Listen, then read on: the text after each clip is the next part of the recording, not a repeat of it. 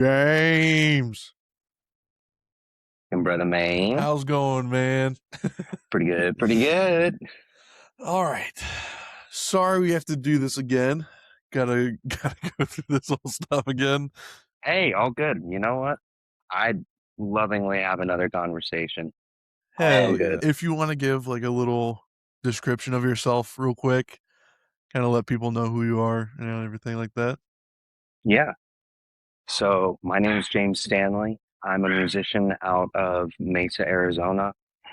I love recording all over the place and I love just making music. I just had a song come out this last week called Never Remember. It's available on all streaming platforms, and I hope you like it. Very cool. Thanks. So, like I said before, we've done this already. We're Everything, back, baby. something happened, something got corrupted, and all the footage is gone. But we're back. We're gonna do it again. Yeah. Um, I'm gonna keep a lot of the questions the same, Yeah. but I mean, we had such a great conversation last time that I think that we can. I have a feeling we'd be able to go down different paths through the Yeah. questions. Absolutely. Super cool. All right. How were you introduced into music, and what made you want to pursue music? So the what got me into music, it was my grandma, my dad's mom, but more importantly, it was kind of my great uncle. He was in bands throughout his childhood, and I'll never forget kind of seeing him play guitar at my grandparents' house. And it always just resonated with me. I was super, super young, like single digits, and it's more so like people telling me stories about just sitting there listening and just trying Absolutely. to like be attentive and like keep rhythm in time. And like he got me like my first act guitar like when I was a kid. And so like that was absolutely, I would say, probably like the jumping point where it was like as a kid, it was like music has something. There's some Absolutely. wheels on this. I want to figure it out. So, Absolutely. Do you remember what that first guitar was by any chance? oh man, it was it was a first act. It was like a natural finish. Shoot, I'm sure one of my sisters has it around here somewhere, but I'm in with my parents this weekend, so Oh, just looking gotcha. around, I was like, shoot, you know what? Maybe had like these little keycaps over the top of the like tuners, so like they might hold. Oh, We gotcha. broke it trying to get it to like it's it was great. It was great. But I it inspired me just to start making sound and just start trying. And as I got older, I was actually able to borrow one of my grandma's guitars. It was like a classic Yamaha, Oh, like very nice. old, like it was good. It was great. And it was a great guitar to learn on, like those wide fretboards and like the split Yeah. between nylon and steel. It was like gave me a good place to jump off of. So See, I was talking to my buddy. He was the first episode of the podcast, and yeah. we were talking about nylon strings and our love-hate relationships with them. Do you prefer a nylon string, like the bigger frets, or are you more of like the standard acoustic kind of guy? Well, I think about like the lead player of Polyphia, like his signature models, Yeah. Tim Henson, right? Yep. Is it Tim Henson? Yeah, Mhm. his models are amazing. I kind of like that split, but equally, think for myself, I'd rather just stick with steel. I think Yeah. it's just easier. I like that's where I sit. But Absolutely. I mean, there like, is something to be said about that split. Like it is a nice like tonal shift, but even yeah. so, I mean, there's just like there's those times for you're in the mood for that classical sound. And then mhm. there's steel's the way to go, man. I fucking love the sound of steel. That's what I'm saying. Yeah, uh, absolutely. kind of talking about guitars a little bit. Mhm. Do you have like so I was on a show recently called This Guitar. My Oh, cousin runs it and he interviews people about a guitar that's special to them. yeah. And I was curious, do you have a guitar that's very special to you that you have and it's like your go-to number one? Absolutely, I do. And it's a guitar I just got. So, in line with my grandma and her brother, my great uncle, um, my grandma passed away kind of right before Thanksgiving last year. Oh, I'm very sorry to hear that, And man. yeah, all good. And truly thank you. But in that, um, just as like things were kind of being given to people, I actually got one of her guitars, Oh, and it's a concert size limited run of an acoustic electric Fender. And there's like only 500 made in the world. They were specially made in Korea. Like hmm, it's a blue with like an ivory, like in not actual ivory, but like an inlay they don't do much anymore. And so yeah. it's very special to have that guitar. I remember it kind of being the special guitar that like I didn't get to play all the time, like when I was there, like because it was from her brother. And Hmm. so it's very special to have that guitar now. I've been using it a lot. It sings. It sings. And it's got like some older, I think like Fishman electric like pickups that like I need to take a look at and clean up. But like Yeah. because it's like early 2000s or like early 90s, so it's old and I don't think they ever got turned on. And it's like, "Ugh," but it's Yeah. beautiful. And so that for sure is kind of like my acoustic guitar kind of dream piece right now. And it's just kind of Gotcha. nice to have it too. Very nice. Yeah. Thank you. Uh, you post a bunch of amazing covers of songs. What was the first cover you performed in public, and why that one specifically? So if I was playing it in public, it had to have been in high school. I remember the first time I went out, my mom and like my siblings were there because it was like we had just moved there and it was like small baby downtown area down in North Huntington, Irwin. Shout out. It was great. Um, but it was probably a 21 Pilot song. Probably The Judge was probably up Oh. there.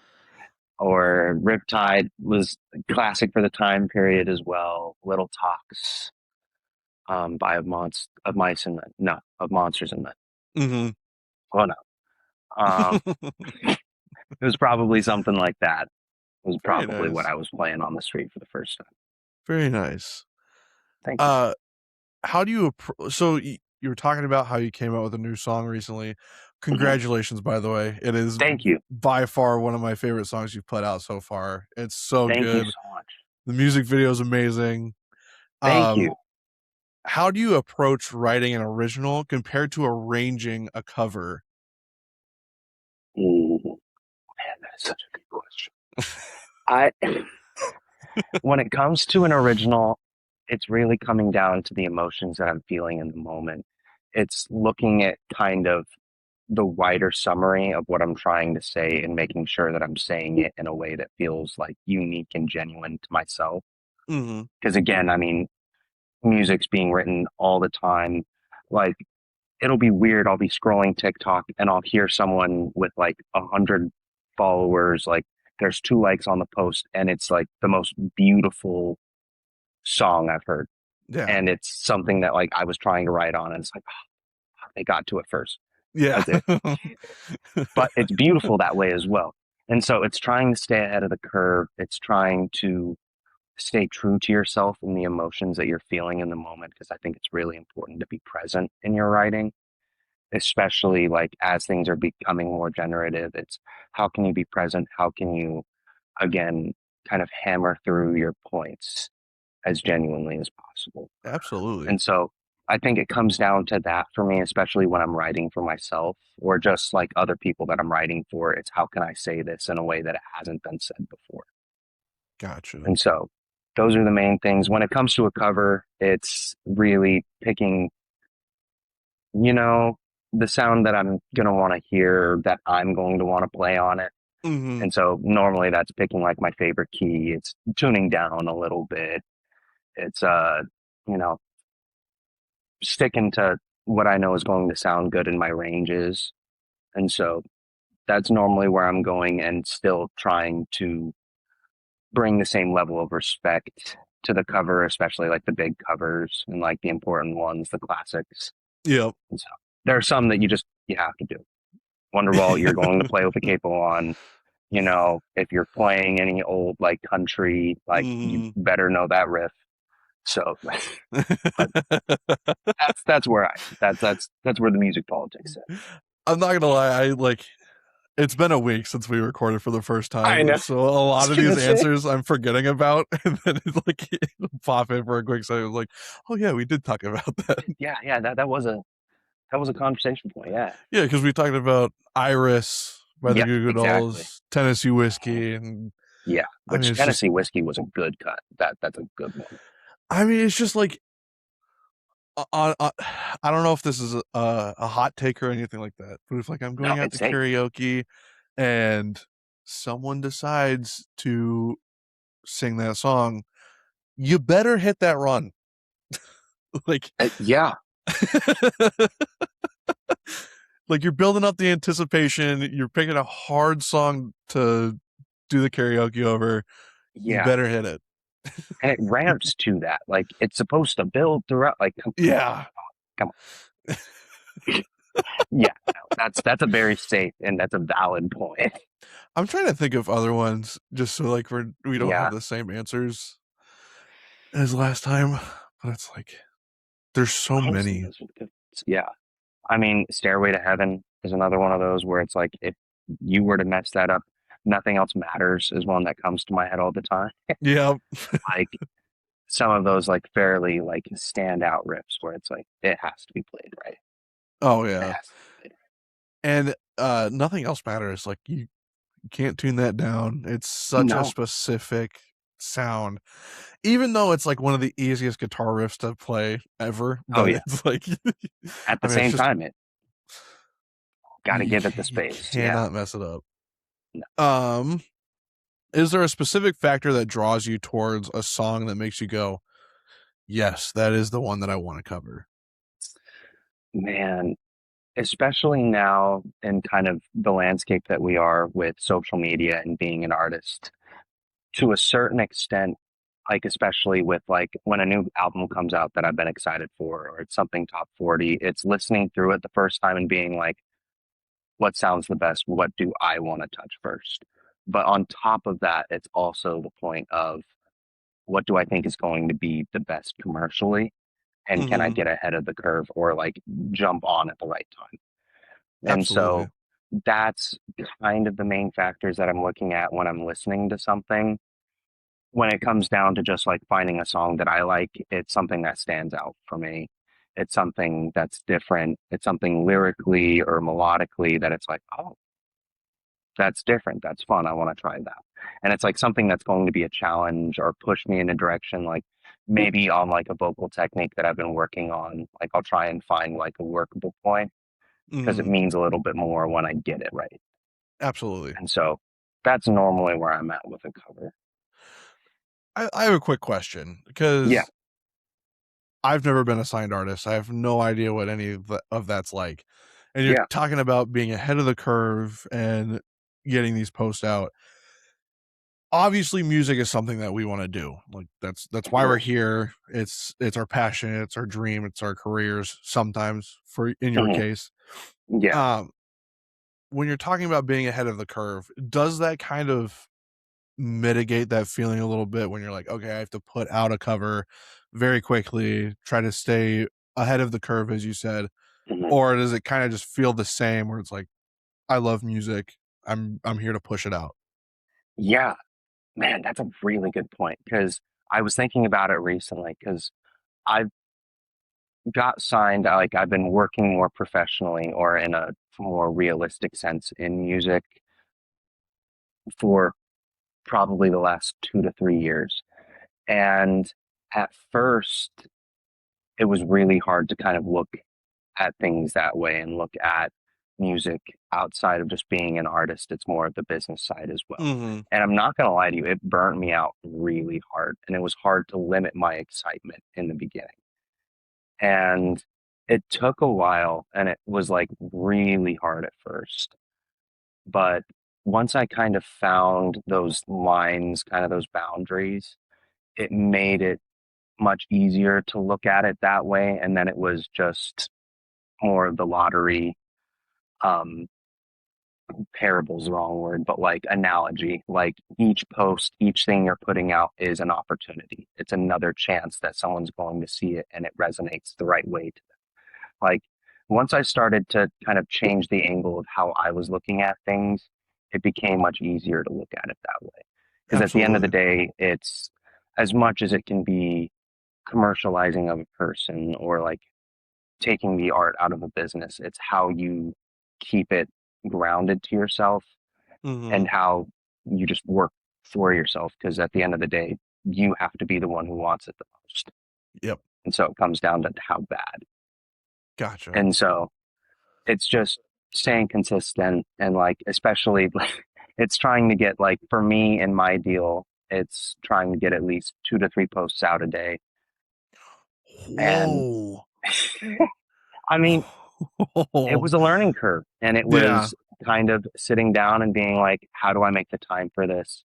What do I do? How can I make this happen? But as I've gone consistent, I mean, it's been like almost 9 months now where I'm getting at least 2 to 3 posts out. And I mean, you keep moving, you keep crushing. Yeah. So, So not to dive super far deep into this topic a little bit. I'm just very curious no, about it. yeah. Um, so do you have like limitations that you or like rules that you have to stand by in that realm days? Like you have Hmm. to post specific types of videos. You're not forced, but you're told Hmm. to put out a cover or anything like that, or is it pretty much just like you just post 2 times a day? We'll call it good. I, that's a great question. It's a great point. I'm very lucky. I feel very blessed and just very grateful to have the team that I have. To a very certain extent, it's just get something out, make sure Yeah, that something comes out. Normally, when like we're in like a release cycle, it's really easy because I'm already promoting the song. I've got either the hook or the chorus, just something that stands out from the song, and it's making a video to that. That's normally what like most of the content is like during that cycle. But outside of it, it's just, yeah, find something that's either new, fresh, exciting, or just something that you want to do. yeah. So there are some people, and like I have heard stories of people where it's like, it has to be this. It has to be Hmm. this consistently. You can't deviate. You can't move from that.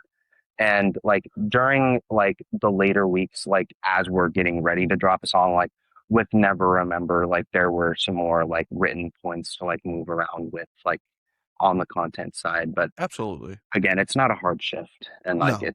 it's still pretty good. And like I absolutely understand that this is a business and it's like they understand how to promote and Hmm. get things out there. So it's like I do understand that. I was just very curious on if Oh it's yeah. like you have some limitations or it's very much like you have to do that because I know some people around here like we have Good Life Records. Shout Yeah. out Good Life Records here in Omaha. Uh, but it seems like they're very uh lenient to what people can post and like Hmm. pretty much does the same thing where it's like you can post whatever you want. And then when it comes to release, then it Hmm. starts picking up a little bit. Yeah. How can you So polish it up? How can you make it look just a little bit better? absolutely. So, but at the same time, I'll take that. I'll take all the help I can get. Having the opportunity to have help, it's like, thank you.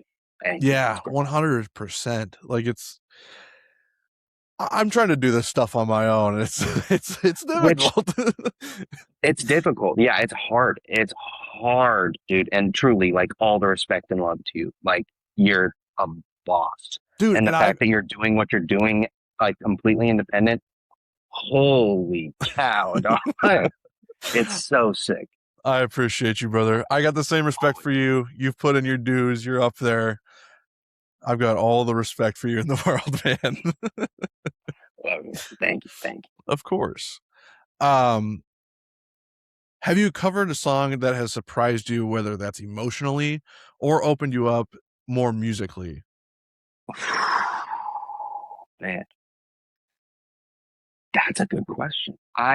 So when I think about that, the first songs that come to my head are like learning certain covers that just like opened the door to certain like techniques that I know on guitar. So Mhm. like a big one, like the first two that come to mind that just like opened into more of like slide or playing in open tunings was Guillotine by John Bellion and a Shawn Mendes song called Like to Be You, but it's all played in B minor, just that open slide like into Yep. D. And it's like, as soon as I heard it, it was like,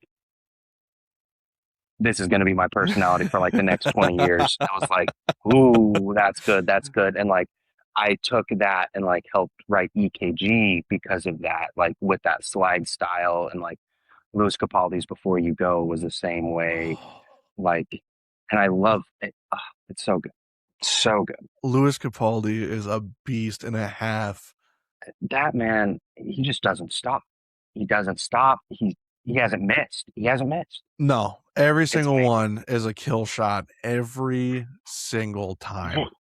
Yeah, Like, consistent. sorry, I'm very sorry for cutting you off, No, no, no, but no, no, no. Please. Yeah. have you seen his acoustic version of one of his songs where he's sitting inside the firehouse Yes. with the green semi-hollow? Oh my god. Ooh, yeah. Yeah. Yeah. And then Which, he was just on wait, iHeartRadio and did a bunch of covers of songs recently, and I forget which mhm. one he did, but that blew me out of the water. I was just thinking, I saw on TikTok a little bit ago, he was at Red Rocks and had like technical difficulties and then just ripped an acoustic set. Yeah.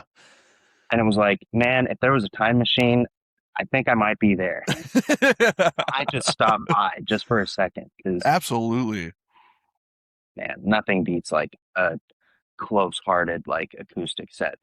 But I think emotionally, a song like to come back to the question that like challenged me in covering was again another John Bellion song, but it's called Ma's Join, Mhm. and it's a song that he wrote about how his mom supported her mother through her fight with dementia.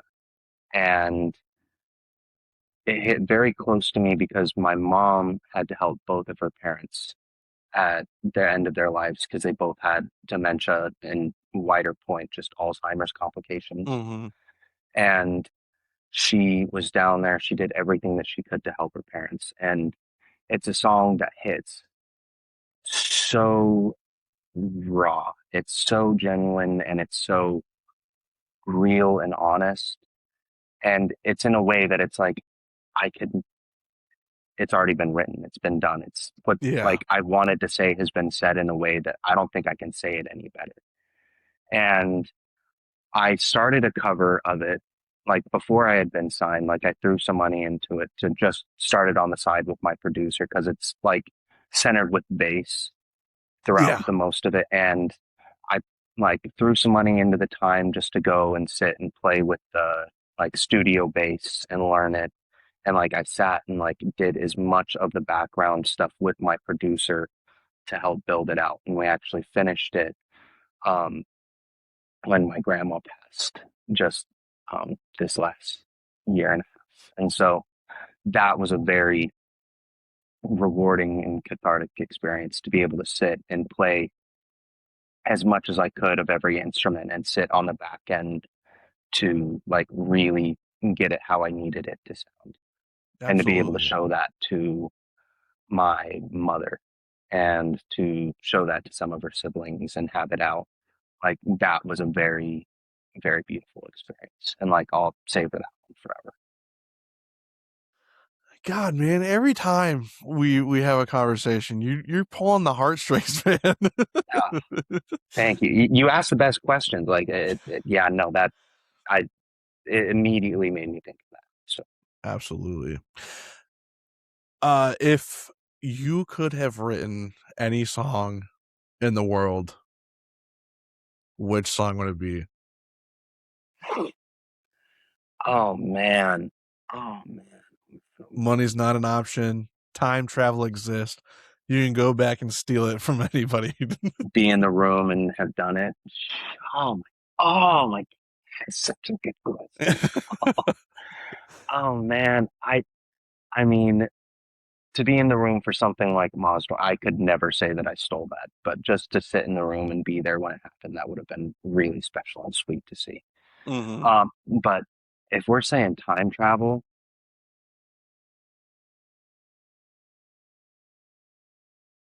I might be going back and sitting in for some Nirvana sessions, and I might be sitting down for like all apologies, Hmm. like uh, some of that. I another one that comes to my head, like for my dad, would probably have to be like some Linkin Park sessions, or Yeah. like Intergalactic by the Beastie Boys. Hmm. That would be another really fun one to have sat down or be able to take. So, ooh, man, that's a good one. Yeah, I think those are probably the first those. For like I've been trying to keep like there's a couple questions that I try to keep in every podcast just because it's like they're icebreaker questions. It kind of Yeah. brings up the conversation. And that's one of them that I kind of want to integrate back into the podcast a little bit. And I was sitting there thinking about it and I was like, Eruption by Eddie Van Halen has to be mine by far. Like f- for me, like growing up, I was so my parents showed me all like the 80s, the 70s, Hmm. early 90s rock and roll. And then my first music video I ever watched was Thriller by Michael Jackson. Then I heard Oh, Beat It by Michael Jackson and I was like, "Okay, who is this guy that's ripping on the guitar?" Then mom showed me Eddie Van Halen and that was the moment where I was like, guitar is my dream. I want to become a rock star. oh yeah. That's That. that's definitely the one for me. Oh man, that's a good first video too. Do you And like remember your first music video by any I was chance? going to say, yeah, I actually do. The first video I remember ever seeing was Fight the Feeling by Mac Miller and Kendrick Lamar. Ooh. That's the first one where I don't know where I gained sentience or why it was that, but Yeah. I saw it the other day, like a couple months ago, and it like was immediate deja vu, but like the Mhm. hardest cut deja vu I've had in a long time. And it was like that was the first bit. Like it was the first one of the first videos I ever watched on YouTube with my dad. Yeah. It was like that, Axel F's Crazy Frog, and like the Gummy Bear song. Like that's that was my my introduction to YouTube. Like Oh, those are crazy pulls. yeah, it started with those two, and then suddenly "Fight the Feeling" by Mac and Kendrick, and it was like Oh. peak. Yeah, Recently the last episode that I recorded was with my cousin Justin Wallian. nice. Um and he showed me a bunch of music that kind of like changed his life and it was like albums that he heard that was like, oh, there's this kind of music too in the world that's insane. Do you have any of Yeah. those where it's like there are Ooh. songs that just like snapped and you're like, whoa, had no idea that was a thing. Yeah, yeah. Shoot, I mean, that's a really good one. I think about hearing like "Bring Me the Horizons." That's the spirit. Like being in high school and hearing, or it was more like middle school when Drown came out, but hearing that was like my first introduction into like more of the metal or hardcore scene. And Mm-hmm. as I got older, it only got like gentier, it only got Oh yeah. crazier. But like that album for sure, like it's tattooed on my heart. Like that's a really good album that just like opened the door and it was like, wait, there's so much more to this. There's so much more that can be done. And it was like there's so much synth work, but also just like the breakdowns and guitar Mm-hmm. work on that album was so fun and so good. Uh, so I think about that. I think about John Bellion a lot. I mean, John Bellion's going to be a throw at some point always, but like the human condition, like seeing how he wrote like all time low in a day just between Yeah. tours, like come on, dude, like crazy, crazy. And so I think about that. I think about ooh, Stan Ridgway and like Oingo Boingo. Oh Like, yeah, what a pull. yeah, like I'm here with at my parents and like I'll look through like old CDs and like my mom and dad played Stan Ridgway a lot. And like Mm-hmm. kind of like some fun like 90s, early 2000s, just like alternative, like really cool stuff. And like, yeah, I feel like I had a very good range, like kind of growing up. Like I had a lot of good sound, like always Yeah, kind of getting thrown around. absolutely. Yeah, You are like me and you are down very different paths, but we're cut from the same cloth I was so gonna say much. like same story, different fonts. There's some Yes, really cool yes. pieces here. Yeah. Alrighty, where were we at? Um, do you remember the moment you realized that music is the thing that you wanted to do? I think throughout my life, there's been a couple like little moments that kind of fired that through. And it was mainly like getting to perform in like certain aspects. Like I remember like the first time I ever like got on a stage, I was like single digits, like somewhere between 5 and 7. And my dad was hosting like a church talent show and someone dropped out because they were scared and it was like, I'll go fill time. Mhm. And it was supposed to be just like lip syncing over a song from the first Cars soundtrack, Real Gone by Sheryl Crow. Oh, yeah. And no, I took that mic and I sang it. I sang it. I poured my little heart out onto that, and everyone started to laugh. But then they started to clap, and I got off the Mhm. stage, and my dad was like, "What was that? What's going on?" I was like, "Why were they laughing? They should have been like shouting and like screaming a name or something." And like, I think about that. That was the first time I like performed, and it was like I wasn't scared. Like I knew I could do it. Yeah. And then I think about like certain open mics and like singing like certain songs that like I heard it and it was like this is really good. I want to learn it. And like seeing someone in the crowd moved by that song that moved me, Yeah. like that was another moment where it was like there's a million beautiful feelings that you can feel in the world, but I don't think anything quite compares to that. No, dude, And you brought that up and, like, the first yeah, like, I've been blessed with a moment like that in my life, and that was another moment where I was like, "I need to, like, drive to keep doing this because music brings so many people together, no matter race or the way you speak, it does not matter.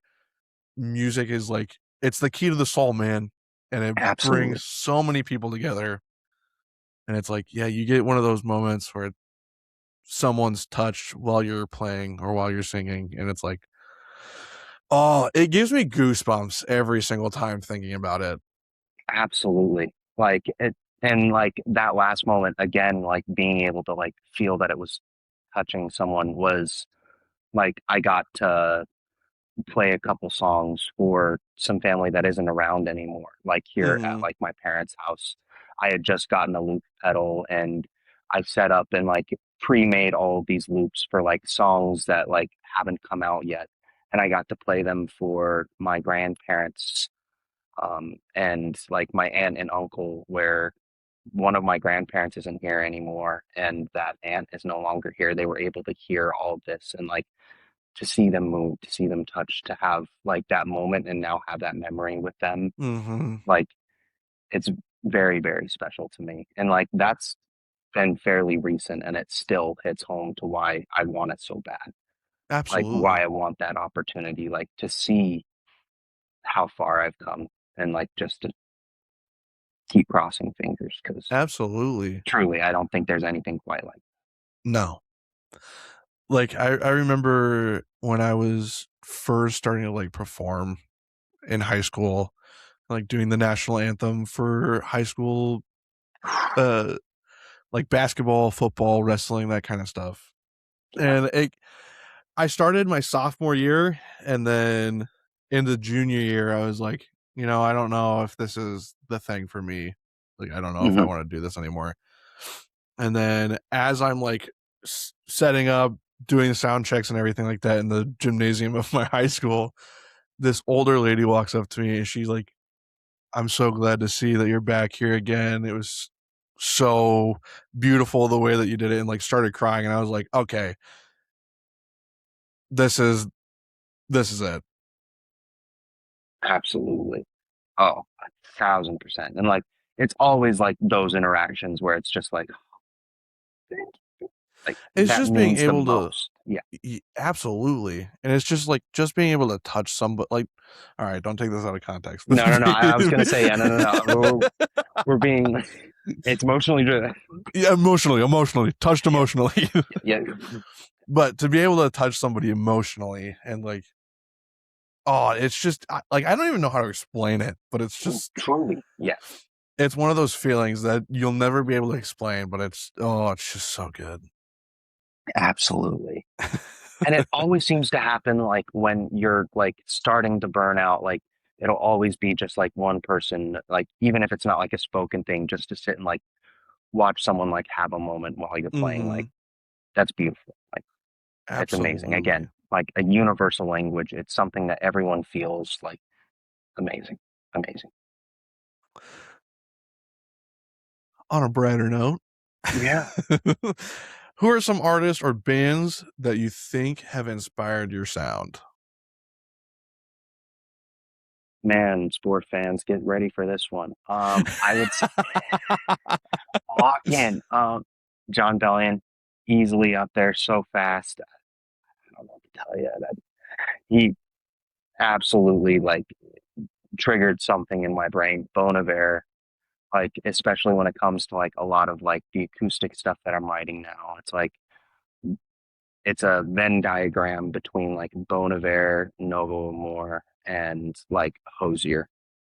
And it's just like, how can I keep it like unique, but like especially with Hosier and like even like Kingfisher recently, it's like Mhm. there's so much just like grit in that acoustic and like so much like soul that it's just like, how can I pull closer to this? How can I bring more emotion, almost like more yearning to the art? And like when I'm starting something on acoustic, like that's where I'm thinking. When it's more of like that piano work, like it is some of like the writing for like Sleep Token. Like their like lyrical work is very flowery, and like when Absolutely. it hits, and like beautiful writing there. But to the same point, like Bring Me the Horizon, some Linkin Park is always kind of going on in the mix, and like absolutely like changed the way I look at music. Like each one of those artists, like I think of like a specific song that like I heard it and hyperfixated on it for like over a week. And it was Yeah. all I listened to and I just picked it apart. Like just artists that changed the way I looked at music. I don't know if you're this way, but I'm the kind of guy that like if I find a music or a song that I find, I will sit there and listen to it nonstop until I fucking hate it. Oh yeah, no. That's exactly how I am. Like when I find something where Perfect. it's like it throws me in any kind of way or like throws me for a loop in any kind of way, I will sit Mhm. and I'll dissect it until I hate it. Like I can't listen to it anymore. Like it will be all I listen. Do you have one right now that's kinda that way for you? Oh man. Recently, I've kind of been diving and jumping around like some hyper pop. Like I that's a very like ambiguous like Yeah. genre to throw around because it can mean a lot.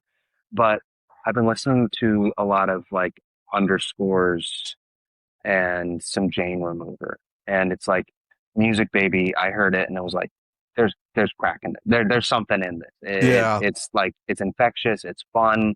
Like seeing all the fusion that is kind of like circulating through it right now is like fun to listen to. It's fun to try and like dissect. Also, just like for some reason with it, there's always like some fun, goofy sample that's getting Mhm. thrown around. And so it's like there was one song where I was like, I think that's Dialga And it was like, oh yeah, yeah, no, it's like that. Or like old like Legend of Zelda, like voice lines like get thrown around all the Hmm. time right now. And so it's like that's kind of fun for me.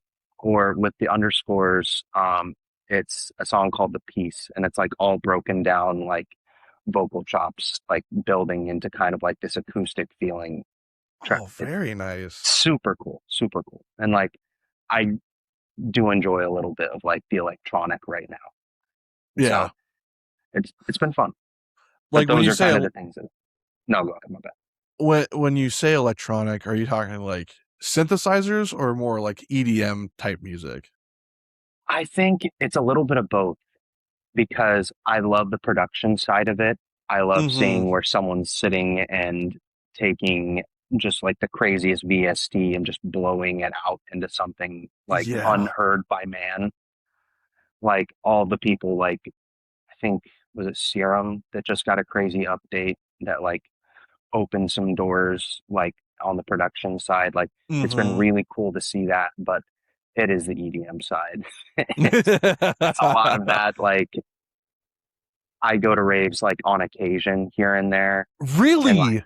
yeah, yeah. I started going to raves. I think like within like the last like year and a half with a buddy of mine. But You yeah, just it's you seem like such a quiet, like to yourself kind of guy. I just yeah, don't picture you at a rave. yeah. No, it depends on the vibe for sure. Yeah.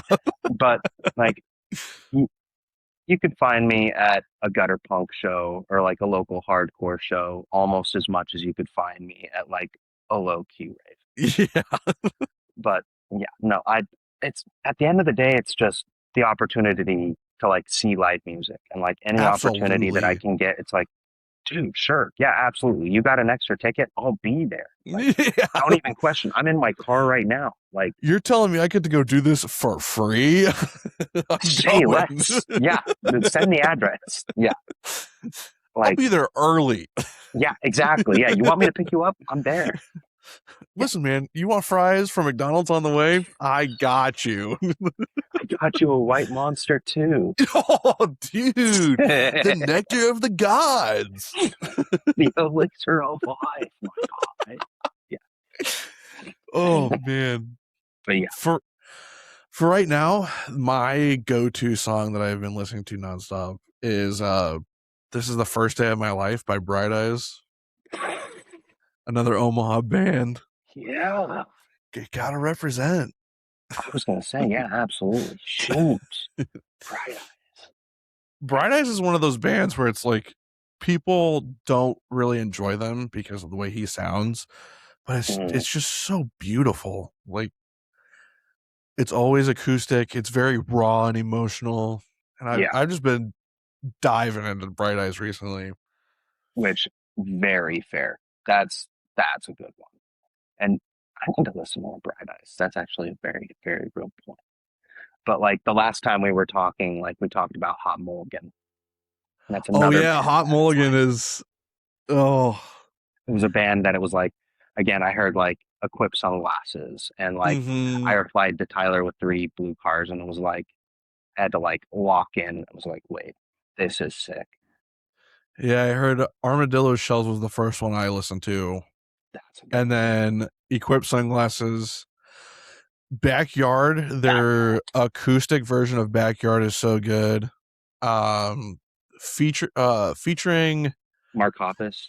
Mark Hoppus, thank you. Yeah. That acoustic version of them on the pier singing that song, So good. I've probably seen that video 1,000 times. Fair enough. Yeah, that's elite ball knowledge. That's so good. I love those videos. Like they did They're so good. so good with those. And it's really cool to see like a band that kind of is in that harder sounding, more distorted kind of tone go towards the acoustic side and like strip it all down. It's so beautiful. I think like the reason I love that so much is because it's the mark of just a good song. If it's a Mm-hmm. good song, no matter how you're going to play it, it's still going to be a good song.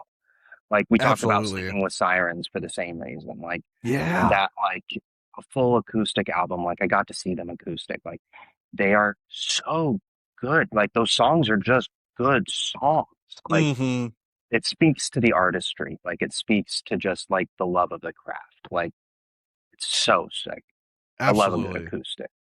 Well, it's like I'm a big Tim Henson fanboy. Like, Absolutely. dude, Absolutely. Polyphia is up there for me, especially recently. But Tim Henson was saying something on a podcast or an interview or something like that, where he's like, if you're able to make it sound good, clean, it'll sound really good distorted. I took that and I was like, yep. I mean, like if There I'm it is. trying to write a riff, I'll start on acoustic Mm-hmm. and then move it over to electric. Hell yeah. That's Just peak because of that. actually. Just because he said that, I was like, okay, I have to make it sound good, clean before I move on to distortion. That's beautiful. It's so good, man. So Yeah. good. Oblivion's been just ahead of the game for sure. Like I think about the first time I heard like playing God or Go. Oh, It's just like, oh, that like that my guitar was crying like yeah, for me. I dude. was like, what do you mean? I now sit my guitar down in front of the TV and I let it watch Polyphia Yeah. so it can figure out what the fuck's wrong with itself. Yeah, exactly. But no, that was definitely one of those bands where it was like I heard them for the first time and I was like, okay, just instrumental rock music is it. That's a thing. Oh yeah, and they do it. Yeah. They're doing it. Oh, and when they did Ego Death with Steve Vai, Ooh, ooh, I remember watching that for the first time, and when they pan to the throne that Steve Vai's sitting on, yeah, weeping like a girl. that was insane. That you said that, and it was immediate goosebumps. It's just like, ooh, Yeah, yeah, dude. it's so good, so good. I have a question because I saw this thing on TikTok or something, like it was one of the social medias. You never Mhm. trust what you see on the internet, Absolutely. but I saw this oh my god, statistic Uh-huh. where, where it's like only a certain amount of people have this and blah blah blah whatever. If you have this, you're special. Stupid, dumb stuff. I don't know if I believe it or not, but is there like a certain thing you hear in music that will shoot your body with goosebumps? Absolutely. Absolute man. I love harmonic conversations. I'm just gonna come out here and say it. Like whatever's in your Kool-Aid, man, I'm drinking it. Oh, I love Kool-Aid. Oh yeah. I for me, I love like I don't know what it is. I don't know if it's just like ingrained into my genetics, but anytime I hear bagpipes, Whoa. it's going to like it'll bring me to tears. It'll like reduce me to like a shell of myself. Like I love bagpipes, underrated throw, and when it's done creatively, like it's really cool. I I love a good like 808 like sweep. I love Yeah. incorporating like especially those just like super low tones into like more of the vocoders. Like I am a sucker. Mm-hmm. I will live, die, and breathe by the vocoder. The day I get to do a full vocoder track creatively and like uniquely will be a very big day for me. But that ah, it just always tickles something. There's just something that like it's hitting like something in my brain that just like can only be stimulated that way. I don't know. Mm-hmm. I don't know. Those are like the very big ones. It's also like big animal like sound design, like Yeah. the dragons in Game of Thrones, like some of the breathing mechanics, like so good. Like Arrival, the heptapods, like those, like behind the scenes, like are ingrained in my memory because like there's something about how you can make something feel like it's breathing, shifting, moving around you, uh, Absolutely. like creating that space and size and just sound is so creative. Mm-hmm. Like shout out to the Foley artists out there because it's huge. It's great. Absolutely. Are you a Game of Thrones guy? I, my wife put me on to Game of Thrones. We watched it Really? together for the first time. We watched all of Game of Thrones. Then, like, we've rewatched House of the Dragon. We're so excited for the new Getting season ready for coming. that next season? Yeah, I'm excited. I'm excited. All right, I'm going to But yeah, show you something real quick. Since you're a Game oh, of Thrones nerd, I'll show please you don't. how big of a Game of Thrones nerd I am. Don't Oh, look at my hit feet. me. No, no. Okay, all right. Oh, oh no, man. I have Ned Stark's sword.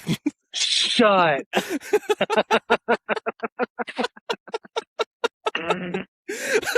Oh, that's big. Dude, That is so this thing's sick. massive, folks.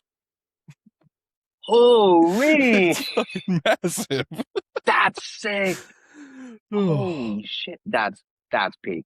Honestly, Dude, you said Game of Thrones, and I was like, I'm on board. absolutely. Absolutely.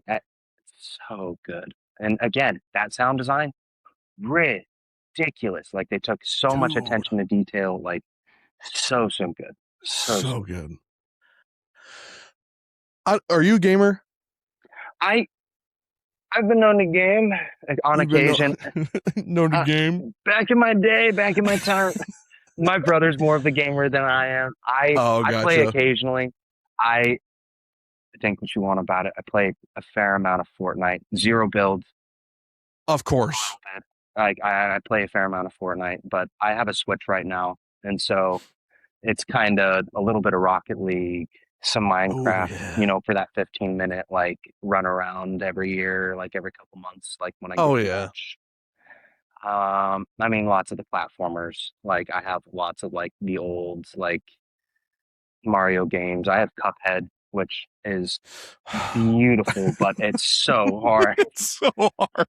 Like I'm a sucker, a diehard sucker for like that bendy hose, like 40s animation style. Hmm. Like, oh, like I live and die like by that animation style. I love it to death. I don't know why, but it just speaks to me. It is very beautiful. Like It's the old Mickey Mouse kind of design. exactly.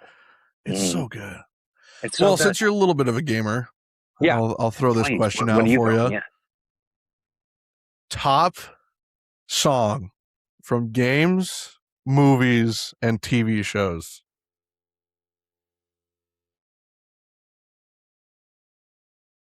I'll even throw in cartoons if you're feeling a little frisky. Dog. Oh, dog. Best. Oh, that's Listen, we tough. don't play around here. No, no, no, no, no. Yeah, you go for the jugular. When you play, you don't miss. Oh my. Oh, I was going to say recently, mm,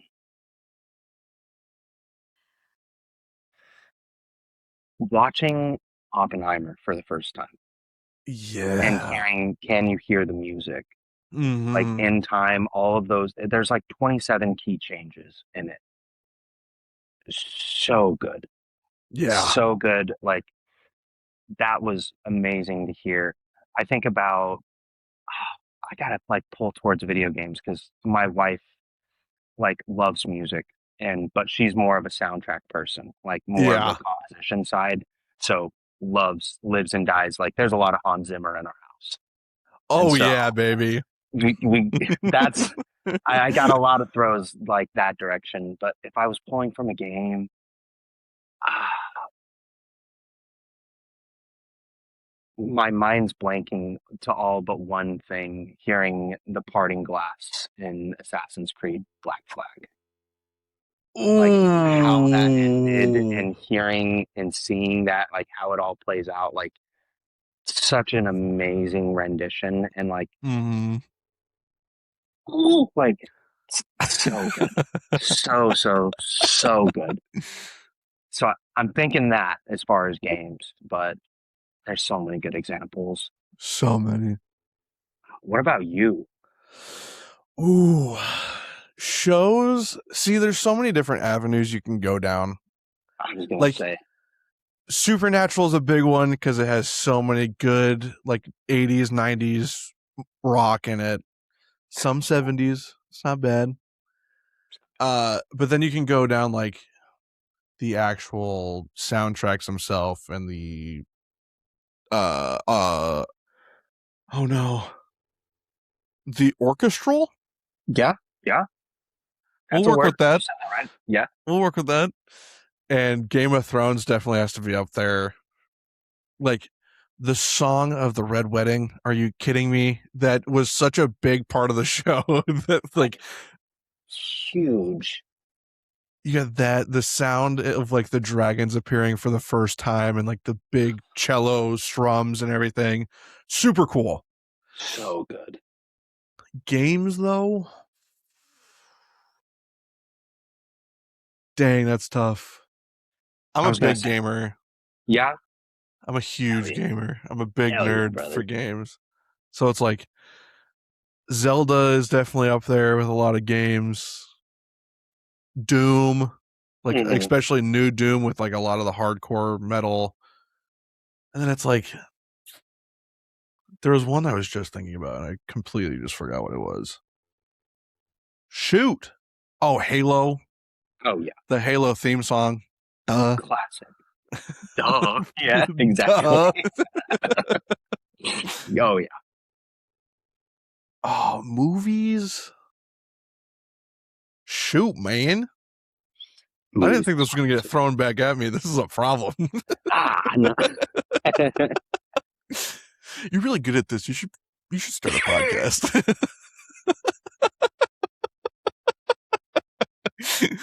I'll look into it. I'll see.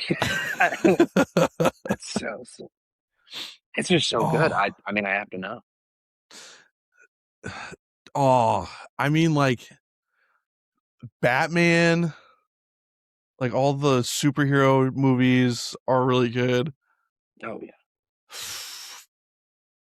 I'm a big car guy too, so like Fast and the Furious kind of hits for me a little bit. fair enough. Absolutely. Specifically Tokyo Drift. The rest of them can fuck off. I was gonna say that album is the best. By So good. far the best. So good. But yeah, I'll go with those. I'll go with Fair. those. I know No, I'm gonna start editing this, and I'm gonna go through and be like, "Man, I should have said that one." that's how I was. Literally afterward, it was like, honestly, getting a second chance. Oh Yeah, no. But yeah, no, dude, I hear you.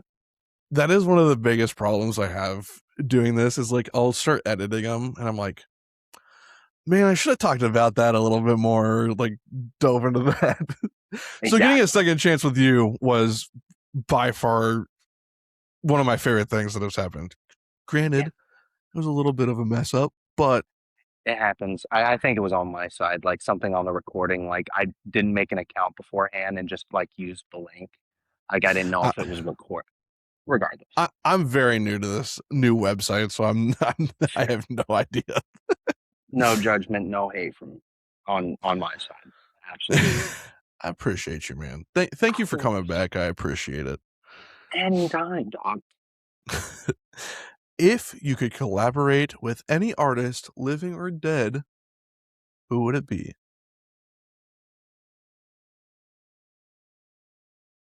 Oh, before we get into that question, Yeah. which house Game of Thrones are you standing with? Ooh. Ah, ah, You know what? You know what? You know what? That's a really good question. That's a really good question. I think. ah, You were I trying to think. figure out your answer for the next question, and I looked down at Ned Oh, Stark's sword, and I was like, I gotta ask. say, wait. Yeah. Oh man. See, I know my wife's gonna watch this back, and for her, if I don't say Targaryen somewhere in here, I think she might be mad. Me personally, I think I sit with the Starks. My man. I think that's where I'm at. I think that's where I'm at. Hey, Jon Snow is a Stark and a Targaryen. Just saying. That's what I'm saying. You know It's the love of nothing, both Jon worlds. Snow. Yeah. So good. Yeah. But House Stark is where my banner is flying for sure. Oh, absolutely. Absolutely. Hands down. No contest. You think I'm gonna go hang out with the Lannisters? Are you kidding me? Are you kidding? Like No. Tyrion's dope, but like Oh yeah. That's the Jamie and only the rest of them. no, no. That's the wrong A state for me, pal. Like Tyrion though, like he can come right on over. Like that's totally Hey, if Tyrion wants to come over to the Stark side, I'm accepting. I'd be happy with that. Yeah, no complaints here. I'll say I. Yeah, I'll say yeah, absolutely. Uh oh man. Last question. Sorry. If you could collaborate with any artist, living or dead, who would it be? If we're going Now, while you're thinking posthumous, about it, which yeah. house? Watch house. Yeah, no. While you're simmering on that one, I need you to put uh, put that on the back burner real quick. I got a very important question to ask. more pressing. I think if we're speaking posthumously, I would have loved to work with Mac Miller. I would have loved to be at Shangri-La. I would have loved Mm-hmm. to just sit there and be in the room and just see his just process. Like I think it was very creative and just kind of a star that burned bright and burned fast. And like truly, like I wonder what he would have done with more time. And so Mm-hmm. I think about that. Honestly, I think it would have been really cool to sit with Johnny Cash. Like there's a part of me Ooh, that like thinks that would be like a very interesting conversation, just a session, just to sit there. yeah. Like, That's a new one that you didn't throw at me last time. That's yeah, like I good. was thinking about it. Like it was one of those questions where like that afterwards, like, damn, like, that would have been a really good one. And let's. So I think Johnny Cash is another really good like posthumous throw. I think now, like I would say, Bon Iver is an easy throw. Mm-hmm. Always Justin Vernon to work with him on a song or have him like executive produce like albums, like something in that kind of dream realm. That would be crazy. That would be crazy to me. Absolutely. Um, I mean, John Belling is the easy throw there, but Skrillex is kind of that other like Yeah. dream production point where that would be crazy to work with Skrillex. Absolutely. Yeah. Dude, Johnny Cash is a pole and a half. I, you know, he just was so polarizing and like Mm-hmm. had just like such a unique and beautiful voice, like everything, like, yeah. And I just think about that Hurt cover. I think about that. Like, have you ever heard like Give My Love to Rose? Yeah. Ooh, ooh, like beautiful writing. Like, yeah, yeah, that was Absolutely. that was a man that hurt, dude. Hey, he did have a song Crazy called Hurt. that he did. Zinger.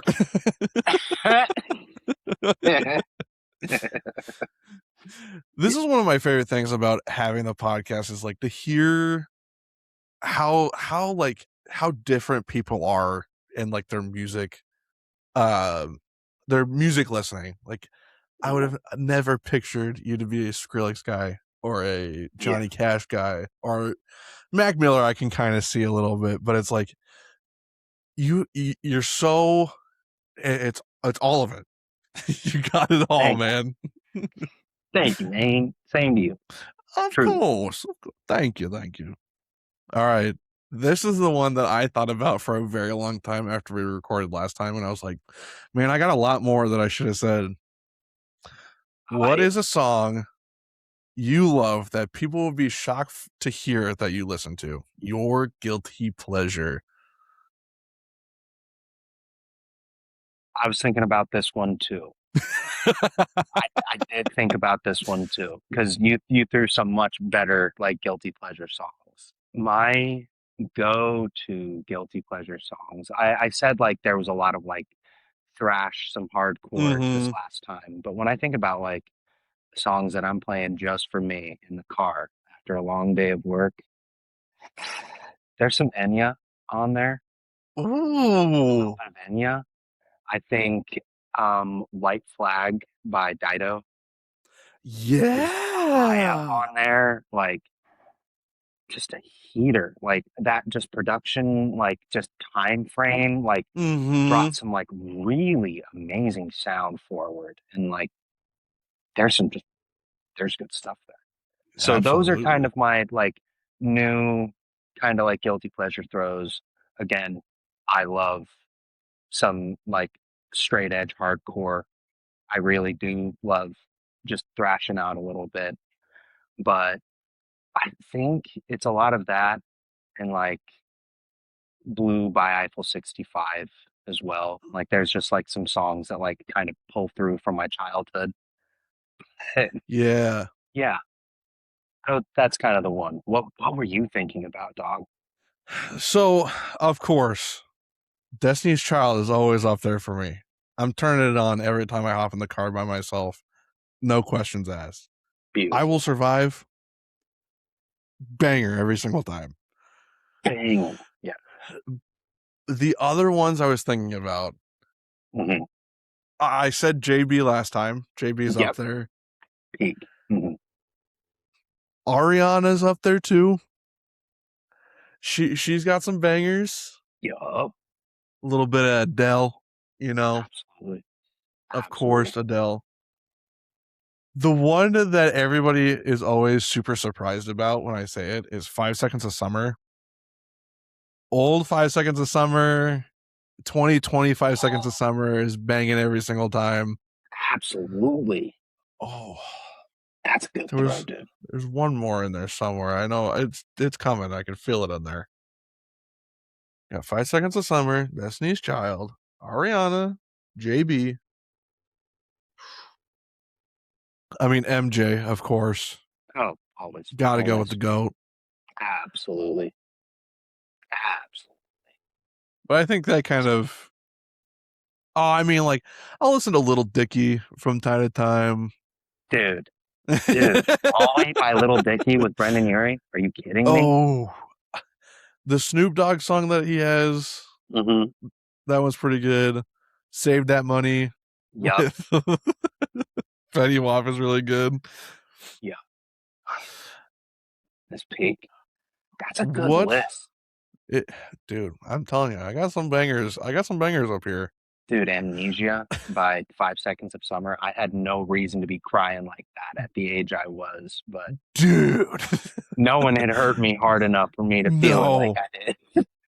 So when I started dating Sammy, my girlfriend, Yeah. she loves 5 Seconds of Summer. So when I found out that that was a thing, I was like, oh, we're listening to 5 Seconds of Summer every chance we get. She can't listen to Amnesia. Like it makes her way too sad. And Mhm. she's like, we're not listening to that song ever again. I was like, but it's so good. It's so like acoustically sounding. It's really nice. Absolutely. Oh. What is the weirdest place you've ever written a song? Oh, believe it or not, this was another one I thought about because you just came right out and said it, and I thought about it and like I danced around it. I've written Mm, songs on the porcelain throne. I'm gonna we stand all down, had, 10 toes baby. down, always. But there's been a lot of inspiration of all places. But honestly, the shower is another one. Yeah. Like I'll have to like be sitting there and like something melodically will come and it's like, okay, maybe I'll remember it and then like I'll get a line with it. And like it's kind of something where I'm taking myself out of the shower to sit and Mm-hmm. voice memo it or write it down. Like that's where it's been recently where it's just like, damn it. Like, okay, all right. Like go write it down. It's like, all Yep. right. You literally took the words right out of my mouth. I was like, there's been a couple times where I've been showering and I walk out booty butt naked, soaking Yeah. wet, grab my phone, voice memo the riff that's in my head, and go back to the shower. Yeah. And that's what it's been a lot recently where it's literally just like, okay, all right. Like just pulling myself out. It's like I have to get it down. You know you're gonna forget it, and then you're gonna be like, "Well, it's wasted. It's It's gone, and gone. I'm never Yeah, gonna think of that exactly. ever again." Literally. Yeah. So yeah, it's been a lot recently. It's the shower, the car, easy one. I wrote a lot of songs like I worked in a hospital, and so I'd be walking around like late at night or like just throughout the day, and like I'd hear something or feel it and be like, huh, like take a walk into a supply closet and voice memo it or like write Mhm. it down. So that's another kind of like weird pull. But recently, it's been the Absolutely. We were talking about this last time, shower. and I kinda wanted to bring it back up because it brought a lot of good conversation into the story. Yeah. Uh, you were talking about how you worked in a hospital. The Mhm. infamous parking garage is definitely some of my favorite videos you have ever posted. The acoustics, all of that, so good. What's your top spot? What's like the go-to spot? You'll sit there and you're like, "Okay, I'm feeling it. Let's get a little video going." Man, there will always, if I'm in a parking garage and no one else is there, it's fairly quiet, I will be ripping some kind of riff in every parking garage. Mhm. I would equally say long stairwells are so much fun, especially just to sit like right at the bottom, right in the middle, to like have that sound jump up Go and come all the back way up. down. Like so much fun. So much fun. I love like big natural open reverb spaces. Mhm. I haven't gotten the chance to do like a whole bunch of like cathedral or like church work that way, but that would, I'm sure, be very high up on that list. Oh, absolutely. There's some like really cool caves out here in AZ where it's like there's some like really goofy reverbs where it's like if there wasn't the natural factor of like being able to keep strings in tune, Mhm. shoot, I'd give anything to run like some of those cave systems. But parking garage, easy. Period. Party Hands down. Like, I'll take that. and I mean, that 5 Seconds of Summer song you got in there, Ghost of man. you. Yeah. Dude, when I was thinking about getting you on the podcast, that is the video where I was like, "I gotta get him on here." Like, I don't know what I'm thinking about, just get him on here. Let's go. That's the acoustics, the way your voice sounded, I was like, "Man, dude, this dude's killing it." Thank you, man. I think about that cover. I think about like lots of those hospital covers, like especially when I think about just what started and like what made me push harder was like Mhm. some of those shifts were rough. And like I did patient transport in the hospital. And so it was mainly just taking people from point A to point B. But with that, it also came with like transporting bodies. And so like Absolutely, yeah. taking people to the morgue, things like that. And so like there was a lot of like mentally and like emotionally very taxing shifts. And like I think about like doing Ghost of You. I think about doing like Out There and like some of the covers that I did before I started bringing my guitar, like kind of the moments leading up to those covers and just like sitting and singing a song and then choosing to record it. Like Mhm. those were some like very special moments. And so like when you say like that Ghost of You like was one of those like that really means and like thank you like truly Jeez, man. like I it just wanna sounds say I just wanna say thank you so much for all the hard work you're doing at the hospital. That shit's insane. I could never imagine doing any of that stuff.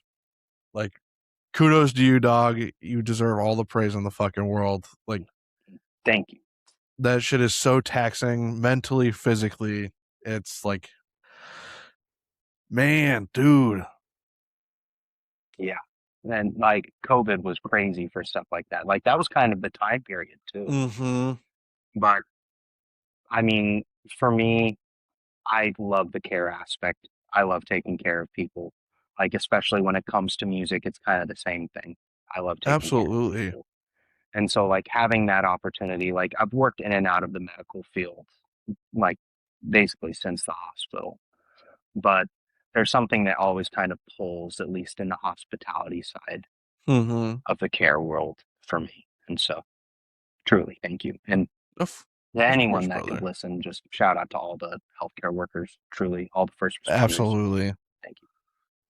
Very underpaid Yeah. and Underutilized, undercared for. Like truly. Absolutely. Dude, my brother-in-law, he's a doctor, and this horror stories I've heard from that dude, it's just like, how do you go to bed and like Yeah. wake up the next day and do it again? That's like, there's no fucking way. Serious, like truly, shout out and God bless the doctors, because oh my gosh, like I have no idea how, like, yeah, just with the weight, I, yeah, no idea.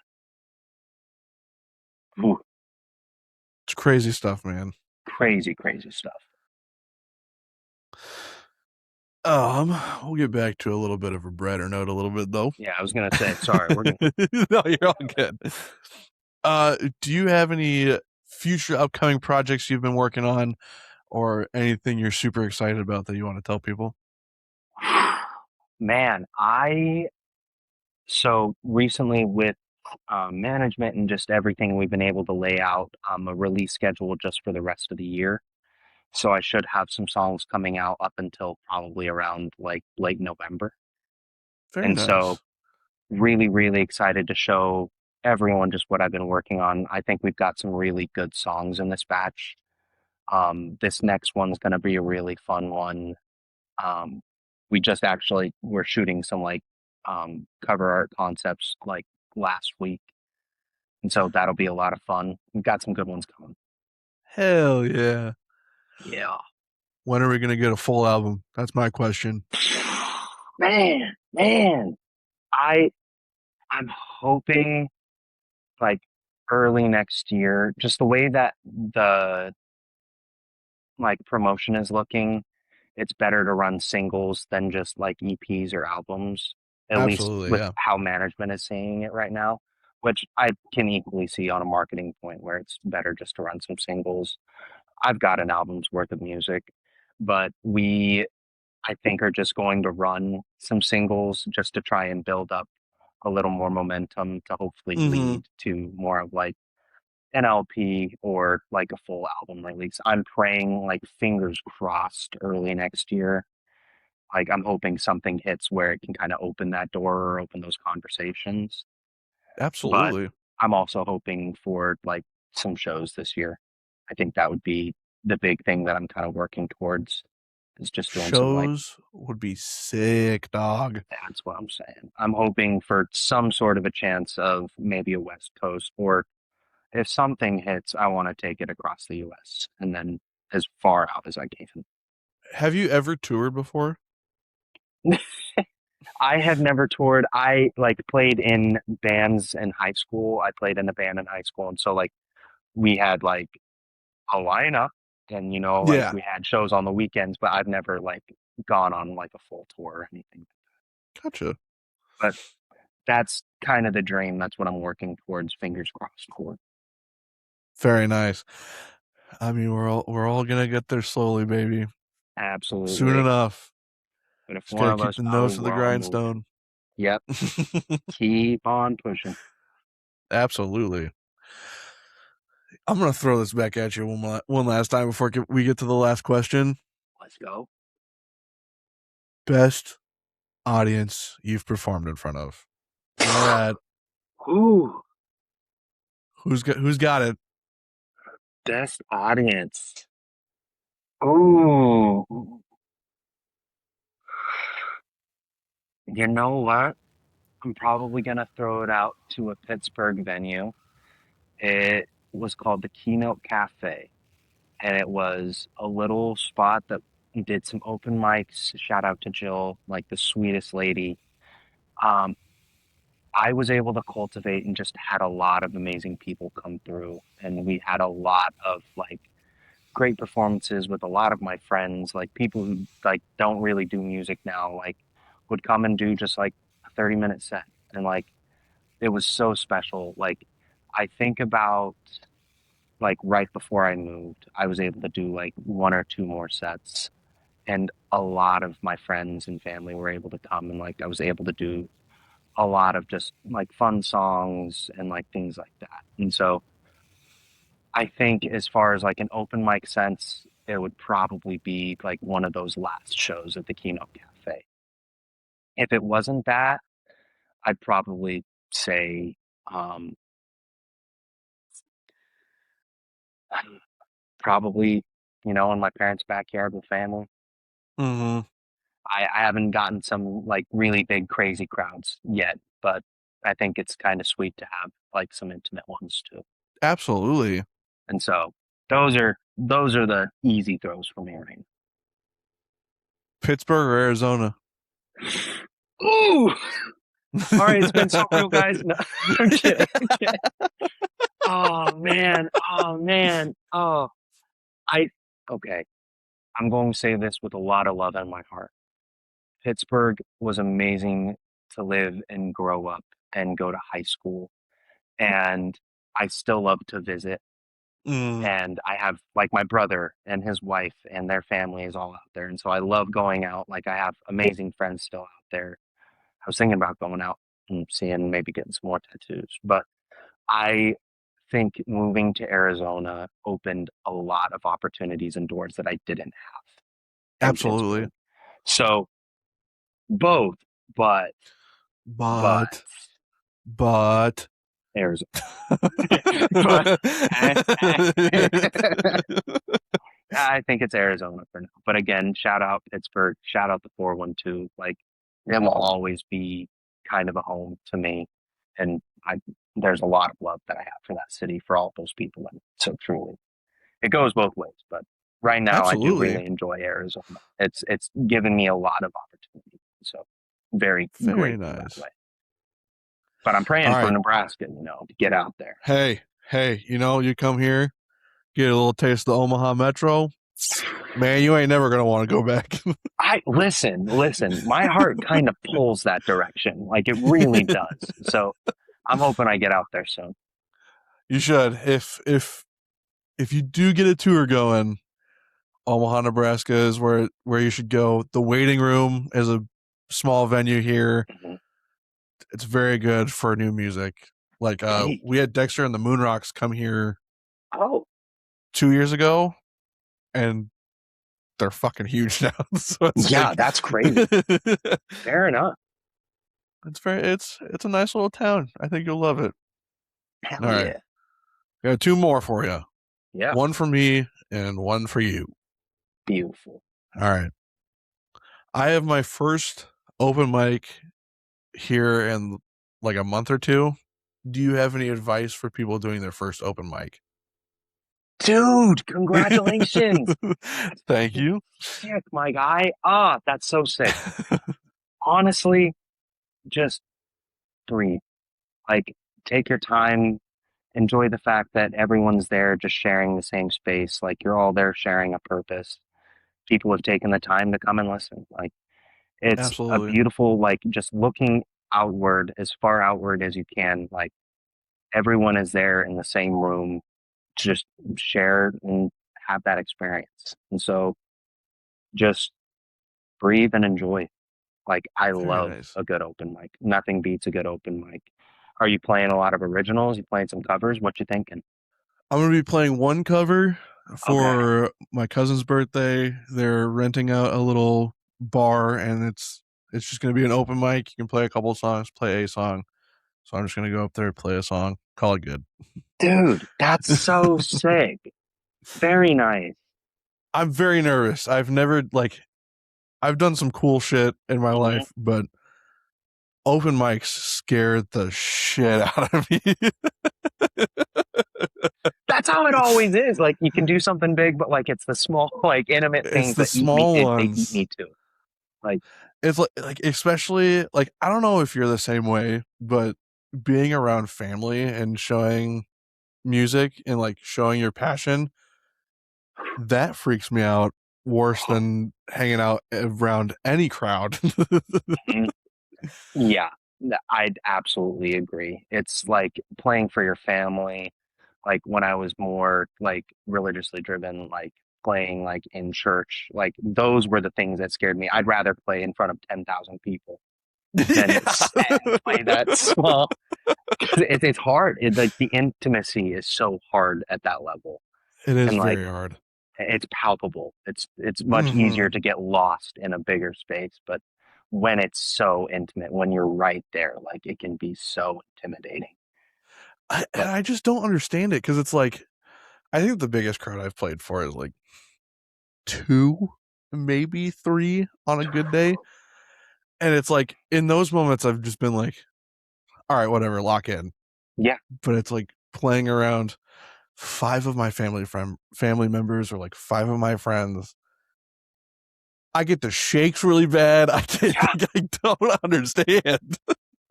Like I'm sitting up there doing like vagal breathing exercises, just trying to keep my heart rate down. Just like you gotta lock in, you gotta breathe, you gotta breathe. We can't pass out right now.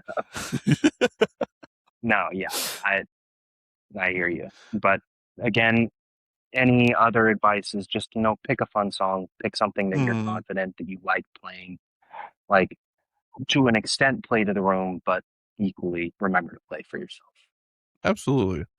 I think I'm gonna do First Day of My Life by Red Eyes. I think I'm that's gonna gonna be the listen to one. that first thing after this. Like that, Oh, that'd be good. it's so good. Bet. I got one more question for you, Stanley. Yes, sir.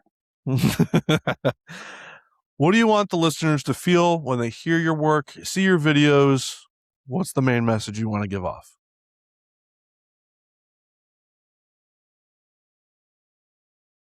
When I think about like the main message I want to bring to the table, just generally with my music, with just me as a person, it's just remembering that you're not alone. You Mm-hmm. know, there's always something bigger, there's always something more to fight for, there's always hope. And so I think, especially with my music, I hope that people can feel seen. I hope that it's something that can be cathartic or healing. You know, I, at the end of the day, just want people to feel understood. If no one else can like quite explain that or make them feel, understood in the moment, like my biggest dream, my biggest hope, regardless of where music goes, regardless of how big I could ever be, is just hoping that someone can hear one of my songs when they need it, that it can touch someone when they, you know, need it the most. I think that's my biggest prayer is just to kind of make the music that I needed to hear when I needed to hear it. And so that's the big thing for me is just that you're not alone, that it gets better. And, even if you're dancing by yourself, it's still better to be dancing than sitting. Mm-hmm. So, Very nice, brother. yeah, thank you. Well, that's the end. That's all the questions I got. Uh, do you have anything you want to shout out? Go ahead, feel free.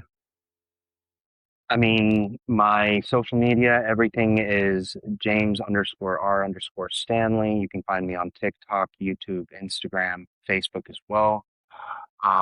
Yeah, lots of good music coming out through the end of the year. And please keep listening to Harmonic Conversations. This rocks. And please, please, please keep this running. Like, truly, it's been an honor.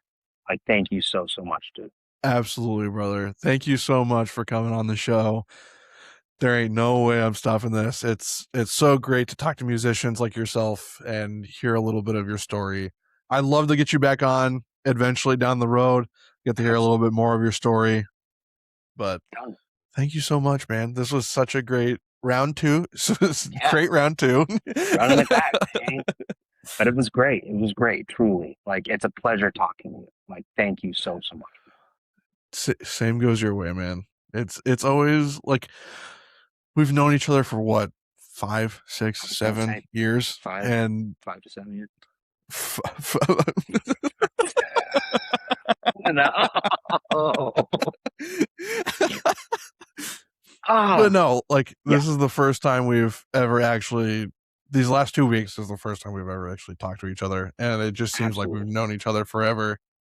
It's such a great conversation to have. You're such a beautiful person, such a beautiful soul. It's I'm truly honored that you said yes to be on the podcast. Absolutely. Every single time, dude. And truly, right back at you. Like, you are an absolutely beautiful soul. Like, you're a great, great guy. Like, amazing conversation. Like, and truly, like, an amazing friend. Like, thank you so, so much. Thank you, brother. Thank you. Of Well, course. that's Harmonic Conversations. I think I'm done here. Alrighty. Have a great week, man. You too, man. Have fun with your family. Say hi to everybody for me. Absolutely. Love you. Absolutely. Be safe. Love you too, man. Love you.